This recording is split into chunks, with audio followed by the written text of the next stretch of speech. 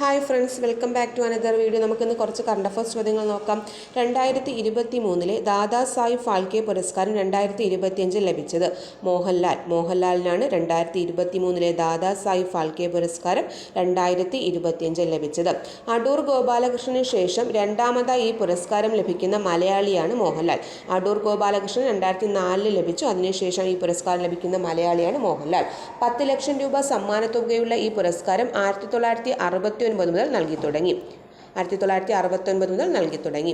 102 വയസ്സിൽ mount Fuji കീഴടക്കിയതിലൂടെ ആ നേട്ടം കൈവരിക്കുന്ന ഏറ്റവും പ്രായം കൂടിയ വ്യക്തി ആരാണ്? കൊക്കുച്ചി അക്കുസാവ. ശബരിമലയുടെ സമഗ്ര വികസനം ലക്ഷ്യമിട്ട് പമ്പ മണപ്പുറത്ത് ആഗോള അയ്യപ്പ സംഗമം നടക്കുന്നത് 2025 സെപ്റ്റംബർ 20. സെപ്റ്റംബർ 12 ഇന്ത്യൻ നേവി ഗുരുഗ്രാമിൽ കമ്മീഷൻ ചെയ്ത നേവൽ ബേസ് ഏതാണ്? INS ആരവല്ലി. 2025 ലോക അത്ലറ്റിക് ചാമ്പ്യൻഷിപ്പിന്റെ വേദി എവിടെയാണ്? 2025 ലോക അത്ലറ്റിക് ചാമ്പ്യൻഷിപ്പിന്റെ വേദി ജപ്പാനിലെ ടോക്കിയോ ആണ്. ഫ്രാൻസിന്റെ പ്രധാനമന്ത്രിയായി ചുമതലയേറ്റത് ആരാണ്? സെബാസ്റ്റ്യൻ ലേക്കോർണു ആണ് ഫ്രാൻസിന്റെ പ്രധാനമന്ത്രിയായി ചുമതലയേറ്റത്.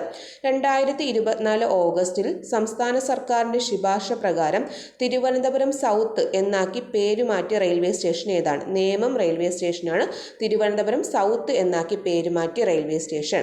2024 ഓഗസ്റ്റിൽ സംസ്ഥാന സർക്കാരിന്റെ ശുപാർശ പ്രകാരം തിരുവനന്തപുരം നോർത്ത് എന്നാക്കി പേരുമാറ്റിയ റെയിൽവേ സ്റ്റേഷൻ ഏതാണ്? തിരുവനന്തപുരം നോർത്ത് എന്ന് പേരുമാറ്റിയത് കൊച്ചുവേളിയാണ്. Thank you.